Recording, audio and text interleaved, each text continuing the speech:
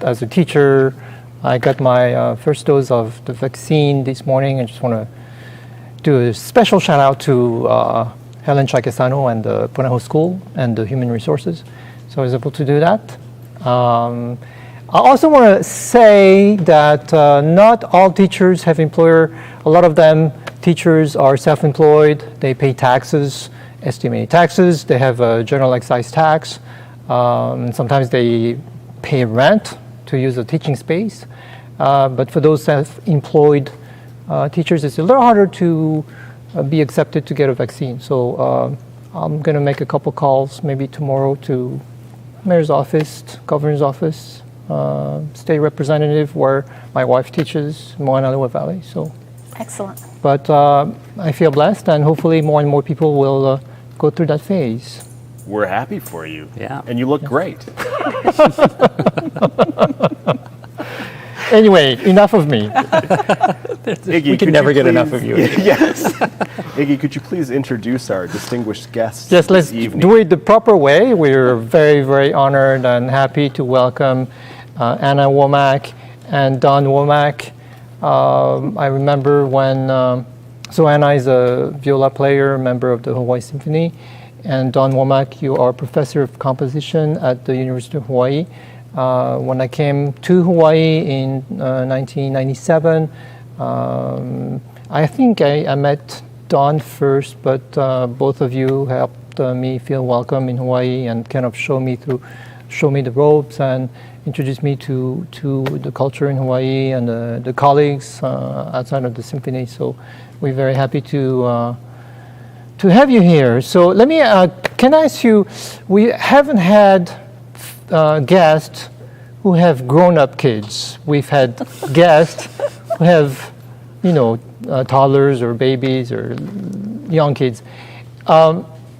We've had this pandemic, and it's of course affected all of us.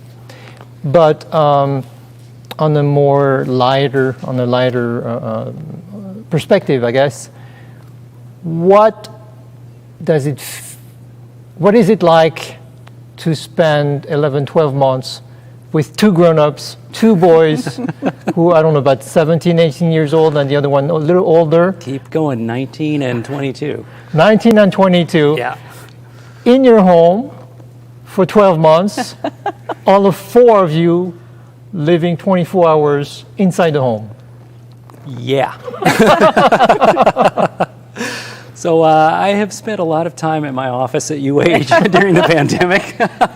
And I think that's been healthy for everybody because we, as you say, we are four adults living in a 1,500 square foot townhouse. So yeah, it's so I've as been fortunate usual to have an office that I can go to, my studio, where I can do my work. Yeah. So as expected, the woman in the household does everything, Anna. All the important stuff, yeah. Yes, all the important stuff, yeah. Actually, I've been thankful that they've been home because we get along, actually, and it's, we're not lonely. We spend time with each other, and we eat dinner together just about every night. So I actually feel lucky that we've had a full house during this time. Was it an adjustment, maybe spring, summer, fall, winter, or was it difficult at first, or was it? Well, they've been with us a long time anyway. The past 22 years. Yes, we've known them for 22. We've lived with them for 22 years. So I would say it wasn't a huge adjustment. That said, our youngest, Max, has just last week gone to California. He's at Chapman University. And he really, really wanted to go, and he wore us down to the point where we finally agreed to let him go, and we're hoping he's okay with the pandemic. I know both of them, and they're very talented in visual arts. Having two musicians, parents, where did that talent in visual arts came from? Definitely not from me. I'm guessing it's from her. The visual arts, I don't know where that came from. I think maybe from his school. He went to Waldorf school, and they emphasized the fine arts, and maybe that's where he got both of them. One's into animation and one's into painting. So I think the school was a big part of it. I think so too. Dave, sorry, go ahead, Anna. I think they also know the work ethic that's required of being any sort of artist.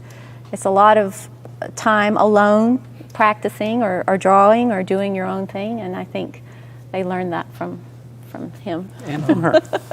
And Dave, do you have any talent in terms of drawing and painting? No talent, Iggy. No, I'm just, Thank you for that asking. wasn't a sarcastic question. I was just an honest, Yes. curious question. No, that's no. I am not very visually artistic. I've tried to get into photography in the past, but it's not gone And well. speaking of question, Yes, Iggy, this evening, and we're already getting some, and I want to get this one out of the way. Yes, we have another violist on the show, and this was Iggy's suggestion, not mine. So apparently, I've had some bias towards asking all the violists to be on the show.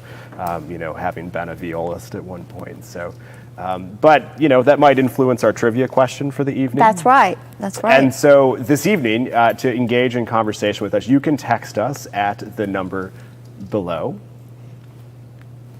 And we are happy to take those, ask questions of Donna, Anna, and Iggy, and of course myself. And we have a trivia question. Should we get that out of the way now, or do you want to build some suspense? I think last week was maybe difficult, and so today we sort of slightly lowered the bar as Dave is gulping his wine. So are you ready to ask it, Dave?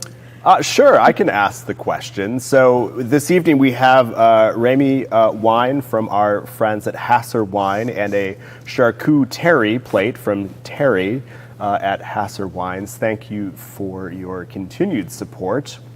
If you need a drink this week, head on over there and support our friends over here in Chinatown. But the question for the winner who is located on Oahu, so that we can deliver this to you, is name a composer who was also a violist. Any composer that was also a violist. Any. And again, many thanks to Hasser for their bottle of wine, Claret. I think I always get confused with the name Claret. I think Claret in the old days referred to a wine from Bordeaux, the French region, kind of a dark rosé. But that's the term that the British use. But then it became sort of a generic term, Claret. And they say claret, right? I thought so. Thank you. Where was I? Hasser. They do wine tasting and curbside takeout lunch. So, Yeah. very good. Nice. Dave, I don't want to steal your line, but usually what Dave asks first is take us to the beginning. So we don't mean Book of Genesis, but Don, you're from Tennessee. Anna, you're from Georgia, and so we're very curious to know how you grew up and became musicians. But Anna, first, I think of Georgia. And Was that your southern accent? And I think of a TV show that ran for about 6 years, and it takes place in Georgia, and you have some humans, but you also have some characters that go like, and it's called the Walking Dead, right? So I think of That took Georgia. place in Georgia? Yes, yes, Oh, they're I kind of moving from Atlanta to different places. I didn't know this. Yes. So this is what I think when I think of Georgia. I'm sorry. And of course, not to steal another line that many other people say is, but recently Georgia has been in a lot of people's mind. But you're actually the root. You're kind of the whatever he says is the horse's mouth. If I were to go to Georgia, what would you tell me? You should go there, you should do this, or what are Georgians known for, and things like that. Well, I haven't actually lived there for over 3 decades, but I would say they're beautiful state parks. So there's hiking and lakes and rivers and swamps to explore. There's also coastal towns on the beach. Beaches, beach towns. There are, if you're a Civil War buff, there are places to go to relive history. Food, there are, the Georgia peanuts and Georgia peaches, and I would say interesting town to visit would be Savannah, the old South. The people are very kind and open. Oh, very good. Yeah. Every time you go there, do you feel like things change or that things are the same? In some ways they're the same, and in some ways they've gotten a little bit more hippie and snappy. Yeah, like Atlanta's really changed, and it's a very hip town place now, big city. Depends on where you are. Very good. And Don, I went to school in Indiana, and sometimes I would do gigs in Kentucky, whatever. But if I think of Tennessee, I don't know if Tennessee is the South or is it in the Midwest, or what would you call Tennessee? Or South, it's definitely South. South. Yeah. What was it like growing up there? I didn't grow up anywhere else, so I don't have anywhere else to compare it to. The things that I love about it, and it's interesting, you said the same types of things. We're both outdoors type people, so I love the mountains. I love the hiking. I grew up in East Tennessee, and I spent a lot of time up in the mountains of that area. And when I go back, that's what I try to do. There are some beautiful hiking trails all through East Tennessee that I love to visit. It's gorgeous in the fall if you have a chance to go in the fall. The hiking is wonderful, or just from your car along the Blue Ridge Parkway in that area. It's a beautiful place. Appalachian Trail is great That's hiking. right. Yep. We'll get to it later. You have a piece called Tennessee Crossroads. What are the different, in terms of folk music, what are the different styles that you can find in Tennessee? Like bluegrass, or You're putting is me on the that spot here? Yeah. Bluegrass, of course. Bluegrass is technically from Kentucky, but that area is of course, very much part of the origin of country music. In fact, I grew up about 20 miles from a place called Carter's Fold, which, if you're a country music historian, as a lot of people consider it the birthplace of country music. It's where June Carter, the Carter family, had basically a big barn that they would perform in at night, and we went there ourselves. We went there, yeah. About 25 years ago, fun. we went to. Yeah. Yeah, but I grew up right across the mountain from that. and what is bluegrass? Is it? Well, you're really putting me on the spot. I am not an expert in bluegrass at all. But what kind of instruments would you find typically? Fiddle, violin, but played in a fiddle style with lots of open strings and sliding into notes. Banjo, of course, guitar, those types of instruments, yeah. And so, Anna, how did you learn to play the viola early on? Well, my mother was a piano teacher, so she started me on piano, and then she wanted my sister and me to learn violin. An interesting thing was our violin teacher was actually her piano teacher when she was growing up, Mrs. Hogue.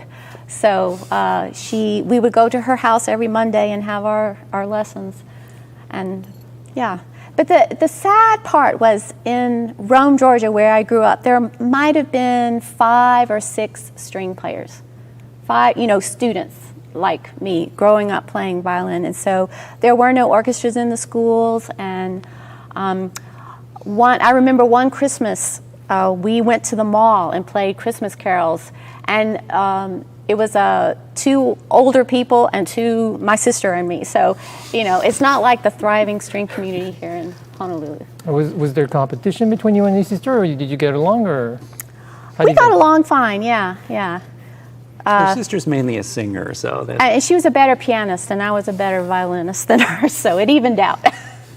So, Iggy kind of stole my question, taking us back to the beginning here a little bit, but I want to unpack this a little bit. So Anna, you're a violist with the Hawaii Symphony Orchestra. You've been in the symphony here for 26 years. Yeah. 26 years, and you are on the faculty of UH as a composition professor, correct? Correct. But I suspect that you two maybe came here together. Yes. That's right. We met Yeah, in college. We'd already been married 5 years. I mean, Really? Yeah. Yeah, we've been married. It's coming up on 32 years. Good Lord. Yeah. And what opportunity was it that brought you to Hawaii? Was it the symphony? Was it UH? It was a UH gig, yeah. Okay. So we feel so lucky that we both get to do what we want to do here. Awesome. Yeah, we both have jobs doing what we love in an incredible place. We could not feel more blessed. Yeah. So I want to ask about being a composition teacher, composition professor. I have this idea in my mind that, someone comes in with a score that's all scribbled on, and you take it and No. Exactly. Yes. Yes. Absolutely. And you've cut the legs off on the piano, and you're there, and you're playing it stole together. it. Yes. What is that? Take us through teaching composition. How do you teach composition? It's nothing like that, of course. It's a difficult thing to teach. So what I like to say is that you can teach the craft of composition, but you can't teach the art of composition. That's something that they has to come from inside. It has to come from developed through their own experience. And my approach to teaching is to help them, whatever style they're writing in, help them to do it the best that they can, basically. And that involves a lot of taking apart what they've written and saying, what if we tried this instead? This might work better. What do you think of this? What do you think of that? A lot of, hey, do you know this piece by Bartók? Hey, do you know such and such a piece? Go listen to this because this composer did something similar to what you're trying to do, and this is how they solved the problem. So it's really sort of guiding them to find the answers on their own. So you said a certain style of composition. I'm going to ask perhaps a dangerous question. I'm going to ask it of Anna. What's Don's style of composition? It's the Womack style. That's The a very Womack easy question to answer. What is that?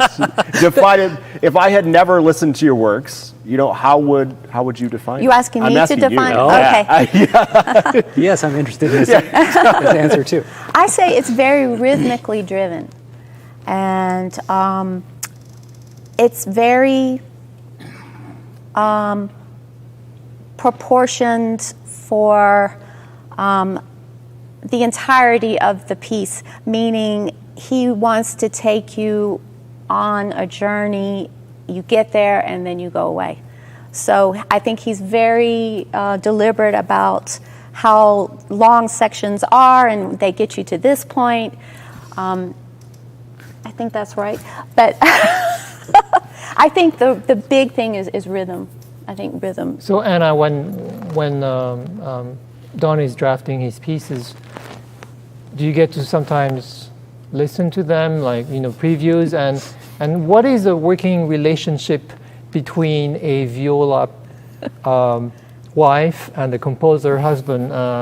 Is it? Do you feel like you can say what you want, or do you have to be sensitive? He's pretty tough. So I feel Tough, like you I mean can. as in tough skin? Yeah. So I feel like I can say things, but I think the most important, when he does ask me to listen to something or ask me my opinion about something, it's actually for him listening to it again with a different set of ears. And I think when he asks me to listen to it, he's listening to it with a different set of ears. And sometimes just us talking about it, he'll come up with a suggestion or come up with an answer that he's looking for on his own. So Don, are you a yes, ma'am, or are you a no, ma'am, but then later you say yes? Because like, just FYI, for me, the first answer is to my wife is always no. Like, the Korean, French way, no, no, no, no. But then later it kind of goes back to, or it goes to yes. Anyway, sorry, Don. Well, I think when I ask her to listen, or I ask for feedback or help with this, I think she tends to get a little mad at me because I don't take the answer sometimes. But she's absolutely right. What I really need is just someone to bounce ideas off of. So it's really, really valuable to have that. And even if I don't do directly what she says, it's still influencing the decisions that I make. So your input is definitely taken. Oh, great. So now that I've heard Anna's perspective of your music, can you describe your music? I think she did a pretty good job of okay. it. Definitely she mentioned the rhythmic element, which is very important, and the dramatic arch of it, which is very important. That's the word I couldn't think of. Yeah. But I would say there's also a lyrical side. And when I want to be, I can be lyrical. And one very important thing about my music that many people may not know, I do a lot of work with East Asian instruments. So I write a lot for Japanese, Korean, and sometimes Chinese instruments as well, in combination with Western instruments. So that's a major influence on my work.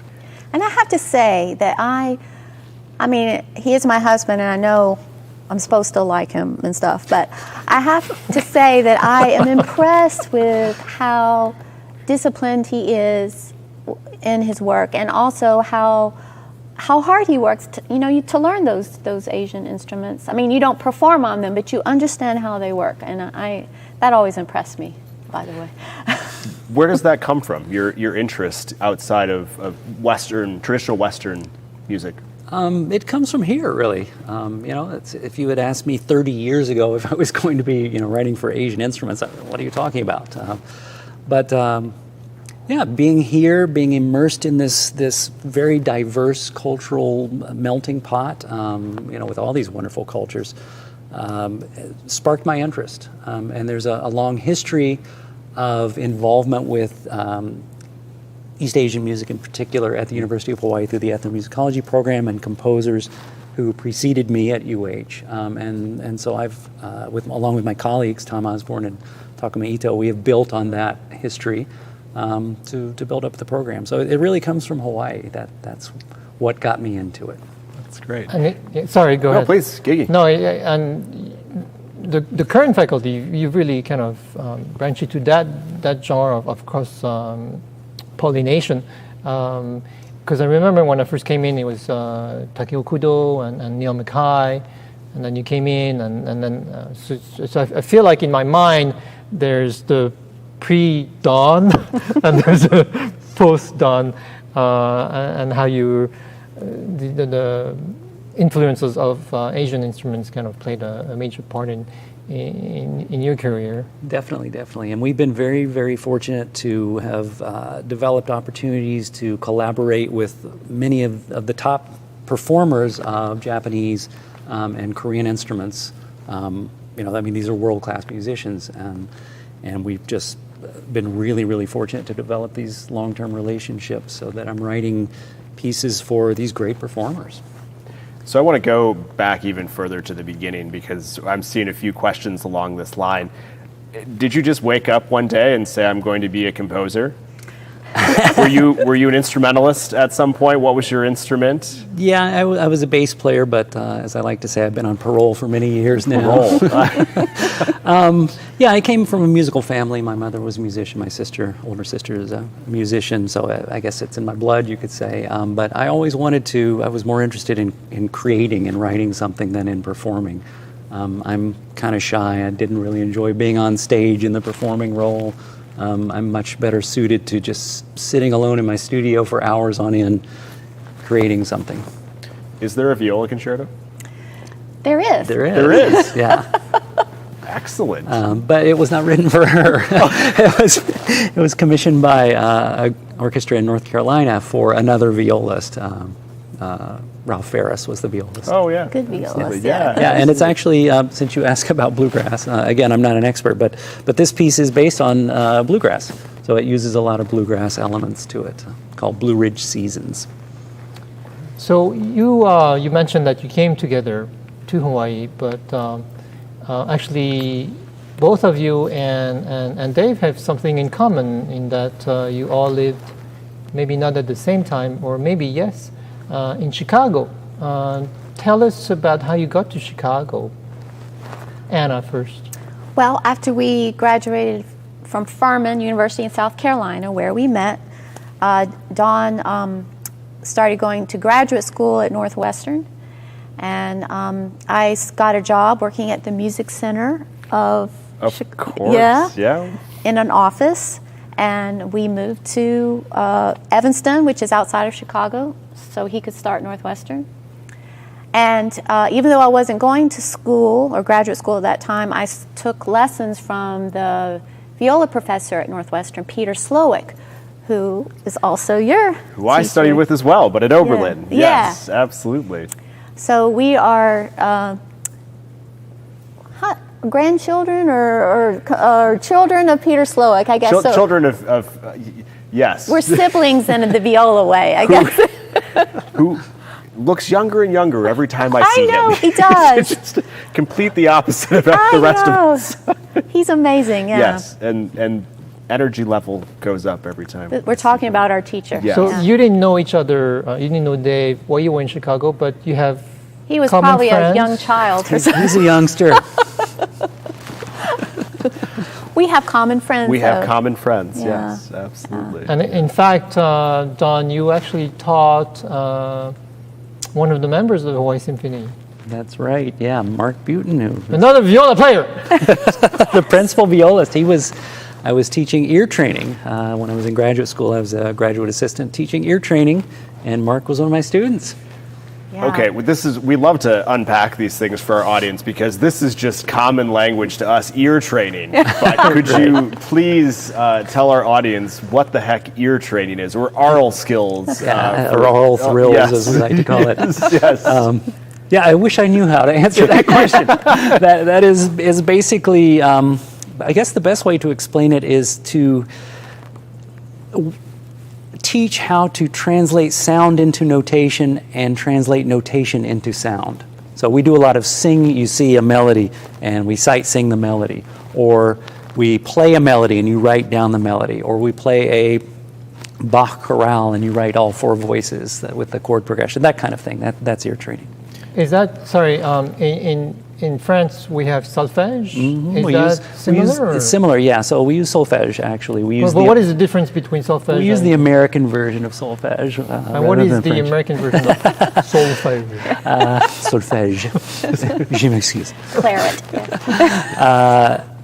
It's basically the difference is for you, do means C. Right? As it for you, should. do, re, mi, fa, sol, la, si, do. Do, re, mi, fa, sol, la, ti, do. T. Yeah, C. but we also move it. So the Movable do. movable do. That's So crazy. the tonal center becomes do. It makes so much more sense than the French version. You get nothing. So here's your do, re, mi, fa, sol, la, do, quand moi, sol, la, do. But then you can do, re, mi, so then mi, you eat, can make mi, that- do, re, mi, fa, sol, la, si. No, I can't do it. For me, a do is a do. Yeah, I'm with you. I'm with you. I like numbers myself. Un, deux, trois, quatre, cinq. So this is something that in music school we spend a lot of time with, and not when I was at Oberlin, but during my master's I had an aural skills, as they call it at Juilliard. Dr. Marie Cox, Dr. Cox, who studied with Boulanger, and that was the most useful class I have had in all of music school because it taught me how to improvise. It taught me how to listen to music. It taught me how to do what Iggy and Jake were talking about a few weeks ago, where Jake played something for Iggy and Iggy sat down and wrote it out note for note after listening to it once. That's the training that really prepares you for, and it's incredibly useful. Yeah, it's a fundamental skill for musicians, definitely. That's why it is one of the core courses. If you go to school anywhere and major in music, you take 2 years of ear training.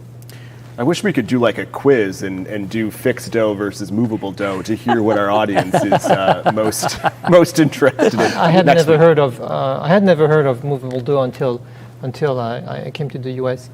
Dave mentioned Fontainebleau and Nadia Boulanger. You actually spent some time in Fontainebleau. I did. I went to Fontainebleau one summer, in 1988.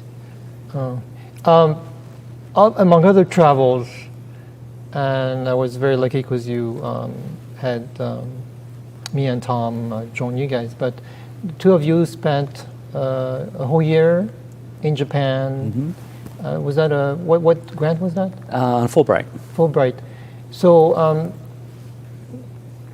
the question, Anna, to you is, do you feel like you sometimes sacrifice yourself to follow Dawn around? Because you had two young kids, I remember. I mean, the two grown-ups that we talked earlier, they were quite young at the time. I remember you had little Max practicing his Suzuki magazine.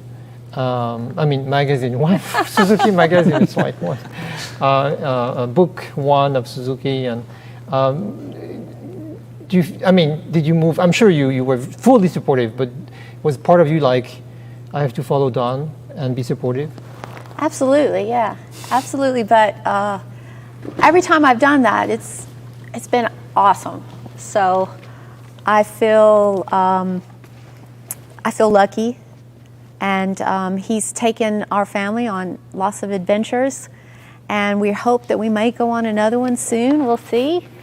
And it's been worth it, and we're a team. You know, he's made sacrifices for me too in other ways. So, what was some of the nice memories that you remember from your year in Japan? Well, you mentioned the Suzuki thing. Both my boys, one plays violin, and one plays cello. So we found teachers for them, Suzuki teachers for them in Japan, and it was awesome going to the lessons every week. And they would do the group recitals and group classes with their Japanese teachers and the other students. Sundays would be our family day, and we would go to museums and parks, travel all around and see things, temples. I met lots of other international families there through the boys' school, the international school. And I tell you, one of the best memories, though, was when you and Chris and our friends Greg and Robert and Kumi and Paul all coalesced in Japan at one time, and Iggy played a piece of Dawn's at this recital, and it was fabulous to have some friends there, and we would go out to eat and share the wonders of Japan together. It was awesome. Yeah, and Paul, I think it was Kumi's 50th birthday? 50th birthday, I think. Yeah, so. and so Paul had commissioned me to compose a piece. And I think Paul and Kumi tune in, so shout out to them. Hey. All the way in Vancouver. Hey.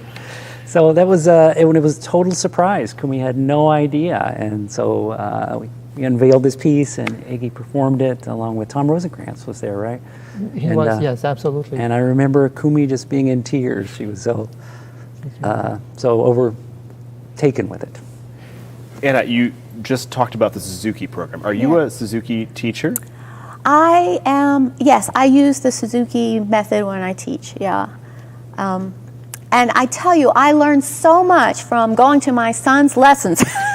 So I'm a Suzuki kid as well. Oh. Can you tell us all what the Suzuki method is? Because it actually correlates to ear training, I think. Yes, okay.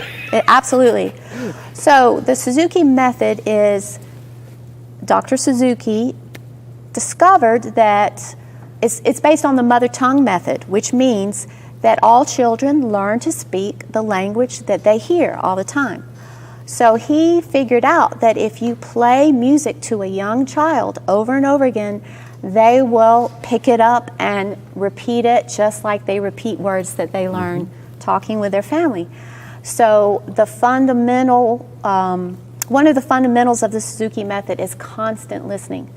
So in the background, a child is listening to the Suzuki pieces over and over again. And so they learn they learn to hold their instrument and to produce the sounds without ever reading music, because the music is all in their head and their heart. And so it's easier to produce the music when it's inside you. And it's a fabulous method.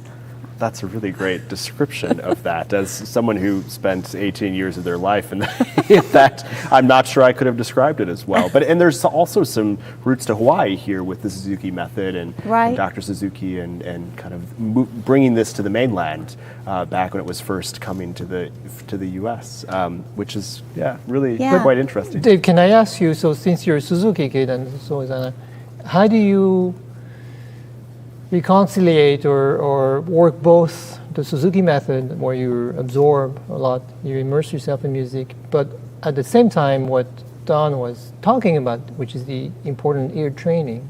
Because sometimes you can have someone who's too stuck into reading, but they don't know how to communicate the music, or it doesn't make sense yet.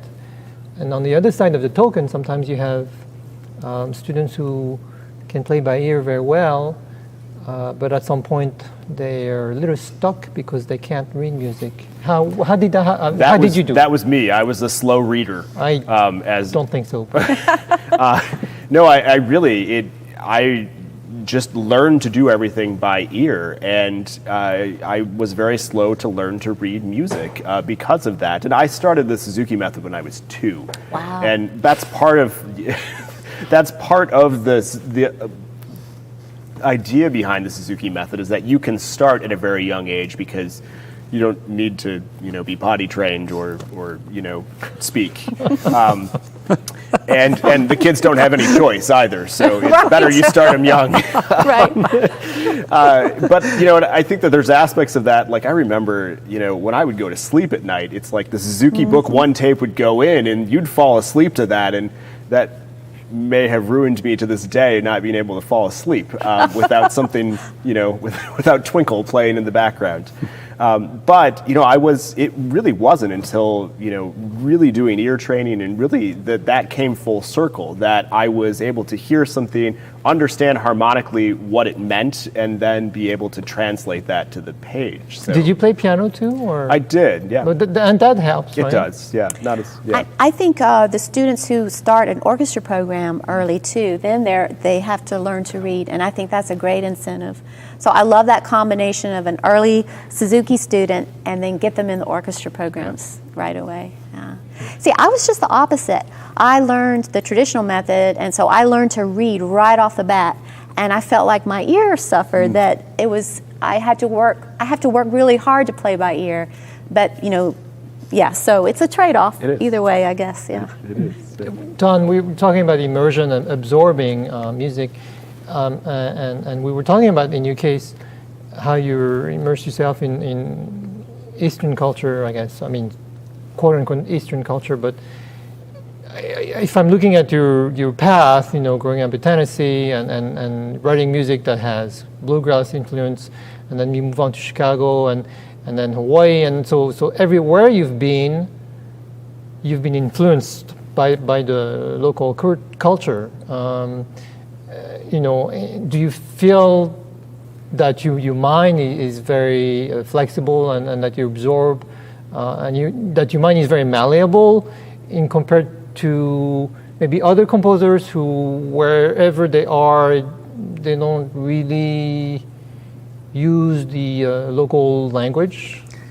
Yeah, I think that's a good way to put it. As an artist, of course, I'm always looking for ideas. Ideas are hard to come by, so I'm open to anything that can give me an idea. And I think that, wherever I am, I'm looking to absorb ideas and so forth, but still at the core, my music is still me. So it doesn't matter where I am or what the influences are. I think it's still going to come out me. And honestly, I mean, you write so much for what do you call it? Not the cross-cultural, intercultural, because you have so many commissions, and sometimes it's very hard for you to kind of fit in a composition that's just for traditional Western instrument because you have so many commissions. Yeah, well, I'm in a very fortunate position to work only on commission now. So for many years now, it's only when I get a commission, and these days most are coming from Korea. So I've been writing a lot of pieces. And your Korean is probably much better than mine. I doubt it. I doubt it. Can I ask about the commission? So an orchestra, an individual, a chamber music group, they reach out to you and say, we'd like a piece. What happens next? Can you describe that process for our audience? Not the financial side of things, of course, but if we have supporters out there who would, text us.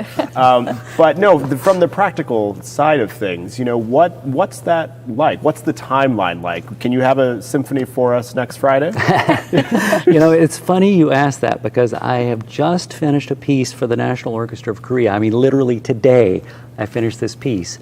And this story goes in the don't try this at home category because they contacted me literally 2 months ago. That is an incredibly short period of time. Normally, like a year is a short period of time for an orchestra piece. You want like 2 years notice for this thing. They contacted me like December 15th, I think it was, and said, can you write us a piece for an April 7th concert? We need it February 15th. And of course I said yes, because I don't know how to say no. So I wrote this, Anna can attest, I've been in my studio holed up 10, 12 hours a day, literally every day since. Can I tell them what your other motivation is? Sure. To finish? Can I say it? Sure. He refused to get a haircut till he finished it. So. And this is the result. Well, had we known, we could have prepared for a tuning up haircut on air. On air. Did you feel like Samson, where all your compositional inspiration, strength? The notes are gone when the hair is short. That's great. Okay, I have to ask some viola questions, Iggy. I'm sorry. You knew it was coming. Yeah. Okay, they're for Don, right? Yeah, absolutely. Don, tell me about the viola section here. The answer is don't do it. Don't try this at home. Don't try this. Yeah, we try. Yeah, absolutely. You've been in the section for 20 some odd years. I find that hard to believe, but Mark was on the show, and you're fearless leader and all those sorts of. What's life like in the viola section? It is fun. We all get along. We support each other, and Mark is a great section leader. He cares about us. He's vocal, so he'll tell us what he's thinking, and we need to know what he's thinking. And we have so much fun in our section. I just love it. And I don't know if you can tell, like during rehearsal, sometimes we laugh a lot, and so we try to keep it under wraps when we need to. But of course, yeah, absolutely. Iggy hates this question. Do you have a favorite viola joke, or are you against viola jokes? No, should this be a question for Don? I have the one you like is kind of long, but I have a short one. Okay. I have a favorite. Why do violists drive around with their instrument on the dashboard?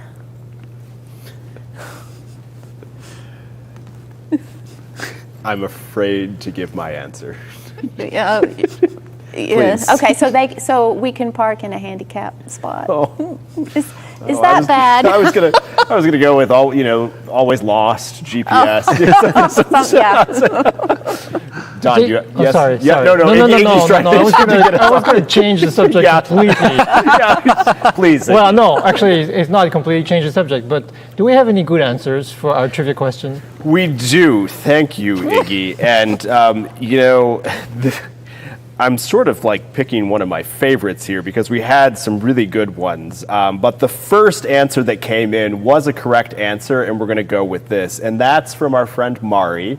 And her answer was Kenji Bunch, which is an awesome answer. Yeah, absolutely. Awesome. Do you know Kenji Bunch? Yeah. Personally? Yeah. Yeah, he's been here. I think he wrote something for the On Trio, who was was here years and years and years ago. I know he's written many things, but I think that was the last time he was in town. Yes. So, Mari, we have a bottle of wine coming your way. Yay, Mari. Yeah, absolutely. Great answer. Some of the other ones, though, because there is a long list. Mozart, Hindemith from Helen, Paganini, violinist and violist from That's Andrea right. and Bob. And I'm really hoping. I like this one. This was a winner. Don Womack, you must play the viola. From Kathy. Yes, that was another good one. And Dvorak, another Yeah, correct that's right. answer. Yeah, absolutely. A lot of great ones. And we've got a couple of team movable does that have written in as well Yes. this evening. Yes. Yeah. Okay, so I thought we have a composer here, but as you know, every week we talk about some of our favorite pieces that are somewhat not as well known as top 40 pieces, and so we talked about the Japan trip. But why don't we start? Because we were talking a lot about the viola players and viola composers. Maybe Anna, do you have a off the beaten path piece, or is that a general? Mine is a favorite? general comment. Anything that features a viola soloist in the symphonic literature is off the beaten path, I think. And yeah, and truthfully, it is somewhat misrepresented, Right. underrepresented compared to the big piano Yeah. and violin concerto. I'm going to turn this around. Iggy, what is your favorite piece that features the viola? Well, you have composers, Name one. Berlioz, but Berlioz actually grew up in La Côte Saint-André, I think, not very far from where I grew up. In fact, I went to a B&B once, and that B&B featured lavatory, a sink, a bathroom sink that was owned by Hector Berlioz. And it was a little Second place. time on the show, we've heard about the thing. Fond memories of that little sink. Anyway, but if you ask, and of course, there's definitely the Bartók Viola Concerto is just a masterpiece that is not performed very often. Just like the Violin Concerto is not performed that very often because people think it's too modern. But modern. What is modern now? We're in 2021, and Don Bartók is from what era? Yeah, not ours. Yes. So, but anyway, Question? yes, I did want to talk about a piece I like very much, and the piece I like very much is called Waterfalls. It's for piano. It has 3 little movements, and the composer is Don Womack. I shouldn't say I have a favorite movement, but really the middle movement, which is called, Don, what is the middle movement called? A suspended liquid veil. Suspended liquid. It's just very deeply moving. I remember when Tom was rehearsing it and recording it, just falling in love with it. So the piece is called Waterfalls. The movement's called Suspended Liquid Veil. And what I enjoyed about this piece is that Tom played it his own way, and I've heard other pianists playing their own way, and it didn't matter what interpretation I heard. It was always very, very poetic, very whimsical, and deeply moving. So that's my favorite piece. And it's how can people listen to it? That piece is on an album called Walk Across the Surface of the Sun, which you can find online at any place that has music available for download, or you can get a physical CD of it if you want. I'm sure it's on Spotify and Amazon and Apple and all those places. Dave, what I about promise I'm not sucking up to the guests with this one, or the star of the show, Iggy. But I, this week, in preparing for this, was listening to some of Don's work, and I came across the recording that Iggy did of An Infinite Moment, a piece for violin and piano. Just a stunning piece that I listened to a couple of times this week, and highly recommend a listen to that as well. Is that on the same? It is on the same. on it that was same recorded CD. in Japan, wasn't it? How It fortunate. was How recorded in fortunate. Japan, yeah, and that was in fact the piece that Paul commissioned for Kumi. That's right. Yeah. I remember on that CD you had a spectacular koto player, Kimura-san, and she's one of the foremost player of koto, and and we played Strung Out, another piece by you, and it was quite a treat an honor to work with her. Did you have a favorite piece of yours, or for us? I mean, it doesn't have to be by yourself. Well, I appreciate you plugging me. Thank you very much. But I'm going to take the opportunity to be even more shameless and plug myself. My most recent album, which is called Intertwined, and the title piece on that is a piece for viola and kayagum, which is the Korean version of, many of you may know, koto, the Japanese, looks like a harp on the ground. So viola, kayagum, and jangu, which is a Korean drum. And I am the jangu player on that piece. So wow. Anna and I both played on that piece. Looking forward Intertwined. to it. It's fun, yeah. I wanted to ask you, our own little word. So like Anna, you have the Hawaii Symphony, and Dawn, you have the UH. And do you sometimes come back home after a long day of work and talk about not the politics, but how things are working in my world, in my job, and then the other spouse go, well, this is how it goes in my job, and I have so many meetings and committees and whatever and blah blah blah. Do you ever share work stories, or once you're at home, you just take care of the kids and try to kind of We don't wait till the evening. We get up in the morning and talk about Oh, we gripe all the time, yeah. But that's what, your partner's for. So you unload and discuss, and then you feel better for the rest of the day and people you work with. So, yeah. Dave, I'm sure, you have pressure, you have long hours, you have to deal with everyone on the spectrum, but finally at the end of the day, I don't know what time your day ends, but are you able to unwind, or?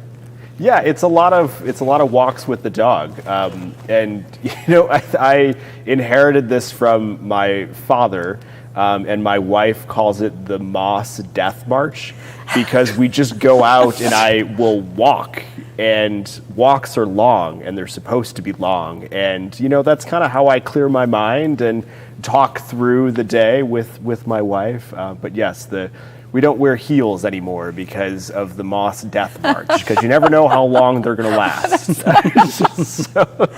That's good. Yes. So you're able to kind of unwind, refresh? Yeah, absolutely. So how about you and Chris? So the truth is, I prefer not to talk work when I get home, just because it's like a dominoes effect, I guess, or you don't want to open a can of worms. And she's asking you, how was your day? How was working with this person? And sometimes I do give a sort of a boring, plain answer, and I just say it was fine. And sometimes we have, difficulties, not difficulties, but challenging things to work with. And I don't know, outside of tuning up, I usually keep my mouth shut. Just say, as soon as the show is over, from Tuesday evening until the next Tuesday, I save my energy for this show. So we're grateful. Wow. Yeah. yes, but hey, on another question, I wanted to ask you that. So you mentioned viola joke, and it's easy, and you hear viola jokes all the time about viola players.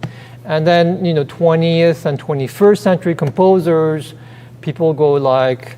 Sometimes they go like, oh, does your music go like, oh, goo, goo, gee? And so it's just borderline insulting. Do you have to have tough skin to kind of absorb all those viola jokes that can be funny, but after a while, it's a lot to hear, or being a composer and not to be respected accordingly? I mean, I know we're all making fun sometimes, and it's all in good spirits, but sometimes do you feel like you being very sensitive because that's sometimes all you hear from others?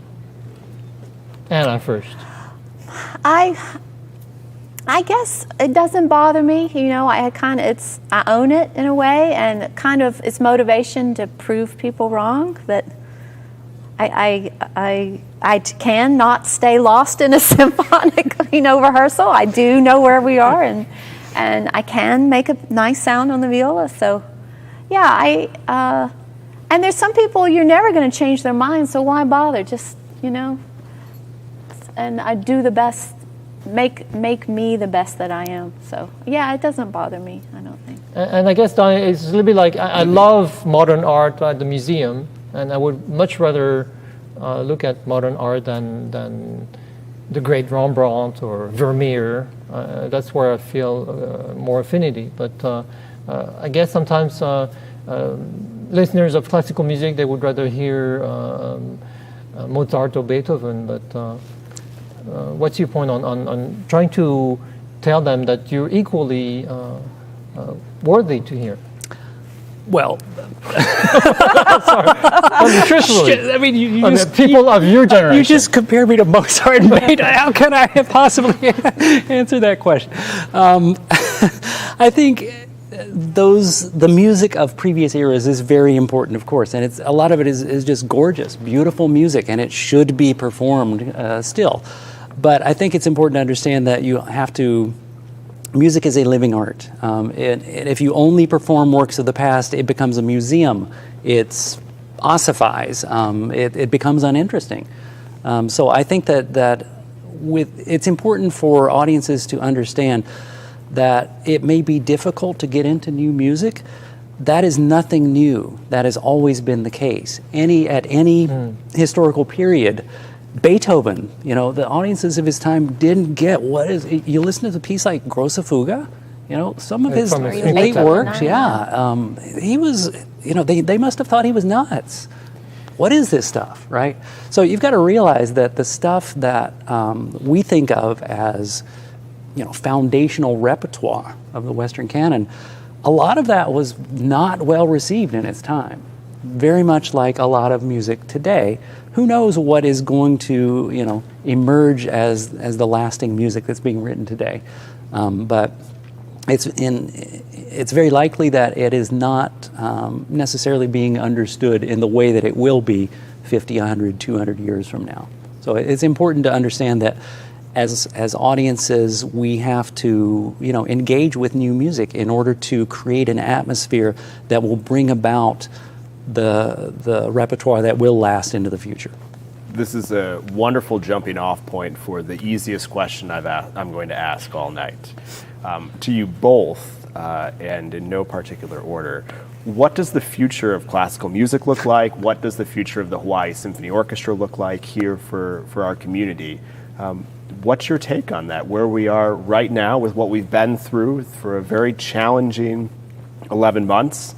Maybe a little bit of light at the end of the tunnel with vaccines and a return to some sort of normalcy, but where do we go from here? Well, every great city has a great orchestra, and this orchestra has survived a lot, and I know we're going to come back and we're going to have people in the seats, and music is just too vital to everyone. We can't do without it, and so I know we're going to emerge, and it's going to be wonderful.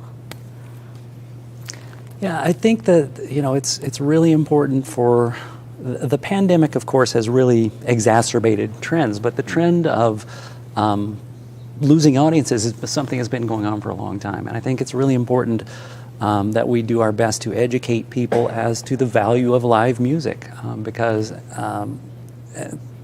it's just not the same experience to hear a recording of a piece as it is to be in a concert hall, sitting feet away from 75 people who are working together on this incredibly complex, intricate work of art to bring it to life and to feel the vibrations of the sound. These are things that you just can't get on a recording.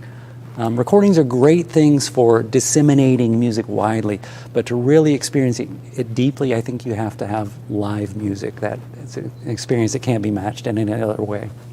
Well, and I think it's those times when we've experienced that with people that tie our lives together. And, I just want to say hello to Greg and Robert, and actually talking about visiting you in Japan and again, how all these things are tied together in the community that we've built around music and around the symphony and around our community here, and how, as you said, vital it is as we emerge from this that be a part of our daily life again. And thank you. Thank you both for joining us tonight. Thank you very much.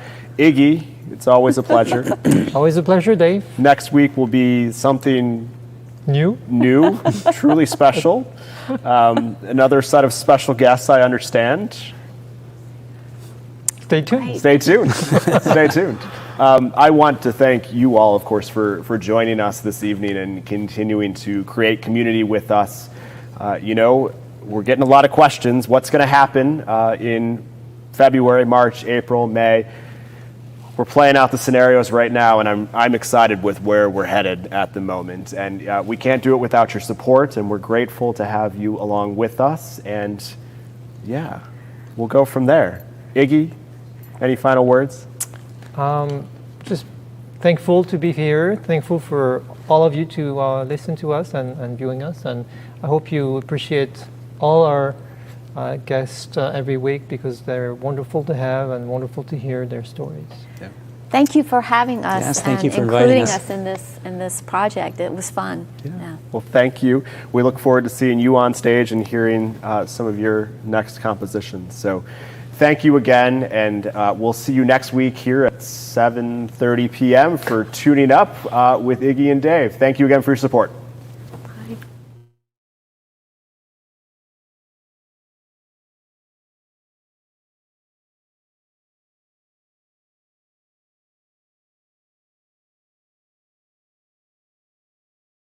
Life changed so fast. During COVID, we've had a chance to think about what's really important in our lives.